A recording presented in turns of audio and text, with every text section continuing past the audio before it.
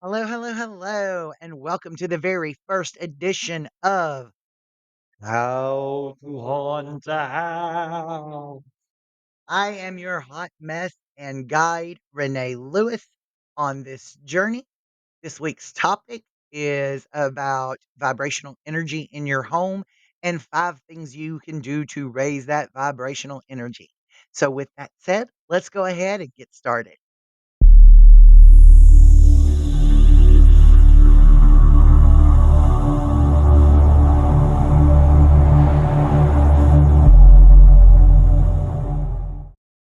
So, vibrational energy. Everything in the universe is made up of matter. Matter is made up of atoms. Atoms have a nucleus, protons, and electrons. Protons and electrons inside of an atom actually attract each other, they repel each other, they move around each other. So atoms constantly vibrate. Therefore, everything in the universe that is made up of atoms has a vibration, and things tend to vibrate in a specific direction and with a specific frequency. Um, okay. So if you put these items in close proximity to each other, what happens is something called spontaneous self organization, which is where these items or these groups of things will actually start to vibrate with the same energy. So, how does that apply to you? Of course, you're made of matter, you're made of atoms, therefore, you have a vibration. Your home is full of stuff, which also has a vibration. So let's say that you had a really bad day at work and you're stressed and you're frustrated, you're angry, and you go home and you walk in your door and you're still mad, you're still frustrated, you're still angry. You're going to drip literal all you're going to vibrate that energy all over your stuff, which is going to make your stuff suck. Not really, but we can actually control the environment in our home to control our um, vibration. So low vibration is associated with things like sadness, anxiety, fear, depression, versus high energy, which is associated more with compassion and empathy, calm, peace, happiness, joy, laughter. So in order to combat the cycle of us coming into our homes and essentially affecting the place that we live with our vibration, we need to create a home environment that actually raises our vibration so that when you walk in the door, you're not dripping that frustration and anger. You actually walk in your door and you feel a sense of calm and a sense of peace. And this is what home is supposed to be. Everything around you is static. You're emotional. So you're actually more prone to changes in your energy level based on interactions with people through the day. Whereas your home is your home. It's not going to go out there. It's not going to get mad at the person that cut you off in traffic. So the idea and part of what we're trying to do here with How to Haunt a House is to create a home, a place, whether it's an apartment, a house, a condo, a box, it doesn't matter. Your home should be your sanctuary and the place that you feel safest. So what we're going to do is I'm going to give you 5 tips on how to raise the vibration level in your home so that your home becomes that sanctuary that you need at the end of each day where you can rest and restore and raise your own vibrational energy level so that you are not constantly in a state of stress and anxiety. So, I'm going to tell you 5 ways to raise the vibration level in your home. But first, I want you to watch this PSA on Palo Santo. Palo Santo, or Holywood, comes from trees found only on the Yucatan Peninsula. The tree itself is critical danger of extinction. Palo Santo. Palo Santo. For this reason, it is illegal to cut down the trees, and they can only be harvested after the tree has died a natural death. Palo Santo. Palo Santo. This wonderful smelling wood has been used for centuries by shamans to clear the air of bad energy and offer protection from evil before rituals. Palo Santo. Palo Santo. So keeping all that in mind, please remember that if you use Palo Santo, that it is ethically sourced, used sparingly to preserve what you have, and used with the respect for the spiritual significance that it holds to others. Palo Santo. Palo Santo. And now, as promised, 5 ways to raise the vibration in your home. Number 5, clean your house. I know we're raised from childhood to make your bed, put up your toys. That's not what I'm talking about. I'm talking about once, twice, 3 times a year, however often you feel necessary, wash the walls, clean the windows, um, dust everything, put everything up, rearrange, reorganize, um, and do so with love and intention. Because I know that when I clean my house like that, I feel a greater sense of peace. I'm able to relax better because I know there's nothing that needs to be done. The whole house is clean. So, number 5 is clean your house. Also, piles of clutter and disorganization actually can trap negative energy and hold it in your house. So, go through that pile of papers. If you don't need them, get rid of them.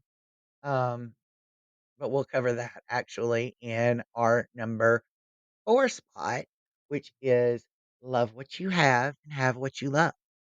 I don't know if anybody is familiar with Marie Kondo or the KonMari method of organizing your home. She is actually wonderful. The thing that caught my attention with her is that the first thing she does is she sits down and she touches the floor. And she just sits there for a second in silent meditation, listening to the house and thanking the house. And I don't think we do that enough. It may just be an inert object to us, but it's our home. It's where we live. So, if you have things around your house that you're just hanging on to for the sake of hanging on to 'em, even if they're family heirlooms, if it doesn't spark joy within you, let it go. Um, and if you get a chance, check out the KonMari method of house organization because it's really good at helping you get rid of some clutter.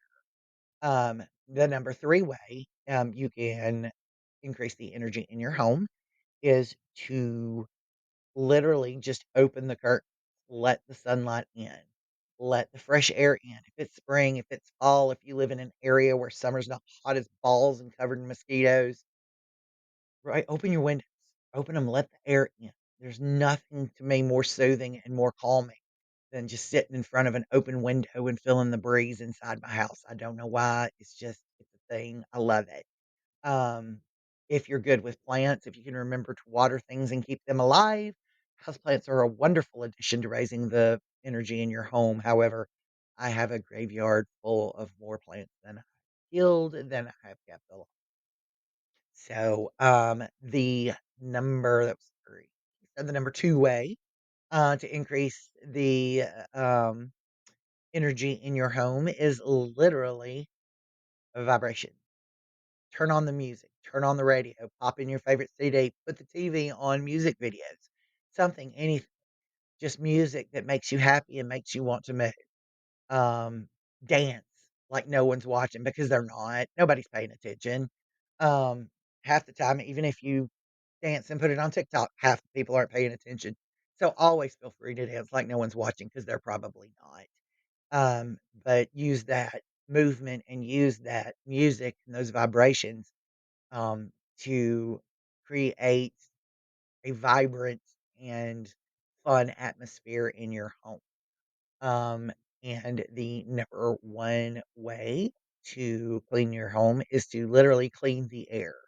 And this week's blog post is going to be all about smudging, um, things that you can use to smudge, the way smudging is traditionally done, and how you can make smudging your own so that it fits your needs and makes your house feel great. But the theory behind smudging is that it traps negative energy and ushers it out of your home. Native Americans is probably where I first heard about smudging, but it's used worldwide by numbers of cultures, numbers of religious beliefs. I know that the Catholics used to swing the incense. They got little incense holders and they walk around swinging them. So we'll talk more about smudging in the blog post, but literally the number one way you can raise the energy vibration in your home, literally to clean the air, clean that vibration and to put that intent into your home that your home is going to be a calm, peaceful, and happy place. So, since I'm new to blogging and I'm new to YouTube and I'm still growing a following and a base, um, I actually want to take a moment to put a spotlight on content creators, websites, um, movies, music, whatever that inspires me and gets me going in hopes that maybe I can introduce you to some new awesome resource that you didn't know was out there. So if you don't mind now, please join me for a segment I call Where I Get My Fix.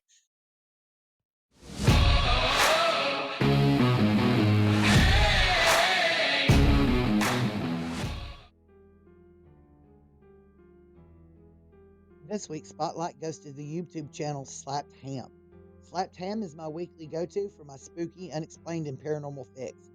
They feature compilation videos with everything from Bigfoot to the bizarre. Slapped Ham also has a subreddit where you can go and submit your own scary proof of the paranormal. So if you want to see some compelling and curious footage, go see Callan over at Slapped Ham and tell them how to haunt a house sent ya. So that's actually going to wrap us up for this week's video. Please join us on the blog on Wednesday for a post on smudging.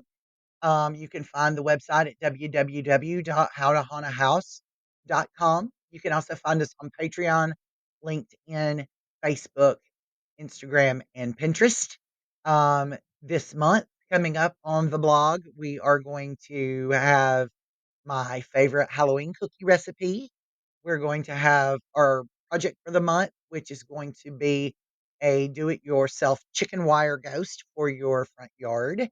I plan on doing an EVP session outside at my spooky, mysterious well in the backyard, and much, much more to come. So please like, subscribe, follow, click the bell so you know when I put up new videos. It's gonna be Sunday, um, for now.